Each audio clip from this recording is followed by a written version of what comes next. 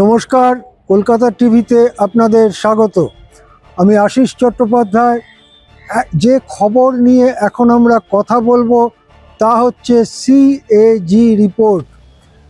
কদিন আগেই বিধানসভায় অর্থমন্ত্রী স্বপন দাশগুপ্ত 28টি সিএজি রিপোর্ট পেশ করেছেন।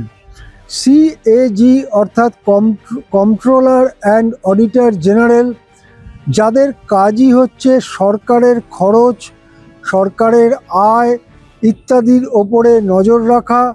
যদি কোনো বেআইনি কাজ হয়ে থাকে, যদি কোনো অনৈতিক কাজ হয়ে থাকে, যদি কোথাও অতিরিক্ত খরচ হয়ে থাকে, তাহলে সেগুলো তাদের রিপোর্টে রাখা, রিপোর্ট লেখা বছর ভিত্তিতে এবং অনেক সময় আংশিক ভিত্তিতেও, যেমন কোনো ডিপার্টমেন্ট ভিত্তিতে তারা সেই রিপোর্ট করে।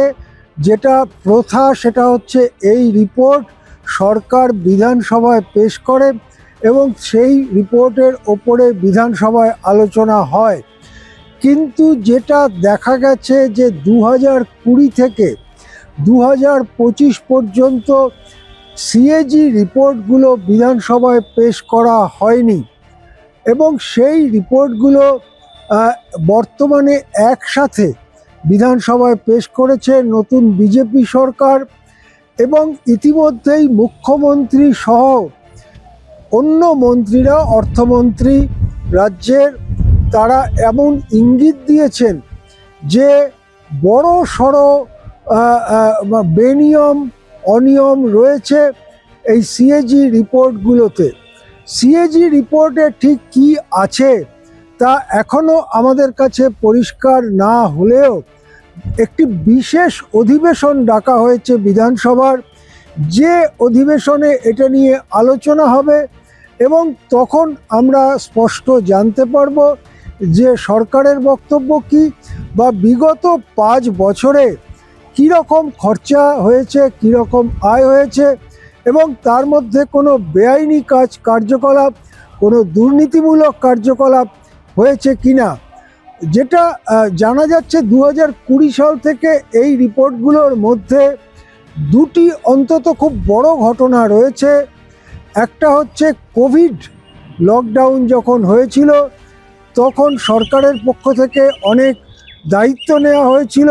সাধারণ মানুষের চিকিৎসা, তাদের টিকাকরণ ইত্যাদি নানা রকম দায়িত্ব সরকারের পক্ষ থেকে নেওয়া হয়েছিল এবং তার জন্য কোটি কোটি টাকা বরাদ্দ হয়েছিল। রাজ্য সরকারও খরচা করেছে, কিন্তু কেন্দ্র মূলত এই সমস্ত খরচের দায়িত্ব নিয়েছিল। তারপরে এসেছিল আমফান, বিরাট ঝড় যা কলকাতার ওপর দিয়ে বয়ে গিয়েছিল এবং ব্যাপক ক্ষয়ক্ষতি হয়। যে ক্ষয়ক্ষতি মোকাবিলা করার জন্য হাজার হাজার কোটি টাকা বরাদ্দ করা হয়। অনেক সময় অভিযোগ উঠেছে যে আমফানের ত্রাণ বাবদ যে জিনিসপত্র, সামগ্রী এবং টাকা পয়সা বরাদ্দ করা হয়েছিল সেইগুলো সঠিকভাবে খরচ হয়নি, সেইগুলো সাধারণ মানুষের কাছে যায়নি, তার অনেকটাই মাঝপথে হাওয়া হয়ে গেছে। এই রকম একটা ইঙ্গিত বিধানসভায় মুখ্যমন্ত্রী শুভেন্দু অধিকারীও দিয়ে রেখেছেন। কিন্তু কেবল ইঙ্গিতে কাজ হবে না। যখন বিশেষ অধিবেশন হবে তখন দপ্তর বিভাগ ধরে ধরে এবং বছর ধরে ধরে নিশ্চয়ই আলোচনা হবে এবং তার থেকে আমরা জানতে পারব।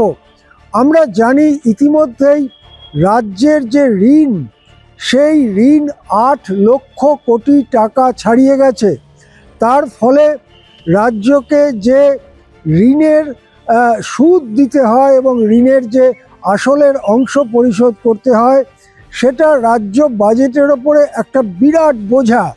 এখন সেই যে ঋণ নেওয়া হয়েছে, সেই ঋণ কিভাবে কাজে লাগানো হয়েছে, কোন কোন কাজে লাগানো হয়েছে, এসব ব্যাপারও সিএজি রিপোর্টে থাকতে পারে। সুতরাং সিএজি রিপোর্ট নিয়ে বিধানসভার যে বিশেষ অধিবেশন হবে তা যথেষ্ট আকর্ষণ তৈরি করেছে ইতিমধ্যেই সাধারণ মানুষের মধ্যে। আমরা দেখব সেই বিধানসভায় সরকার পক্ষ কী বলে। বিরোধী পক্ষ কি বলে এবং শেষ পর্যন্ত কোনো প্রস্তাব নেওয়া হয় কিনা, কোনো ব্যবস্থা নেওয়া হয় কিনা, সেদিকে আমাদের নজর থাকবে। এখন এ পর্যন্তই। দেখতে থাকুন কলকাতা টিভি।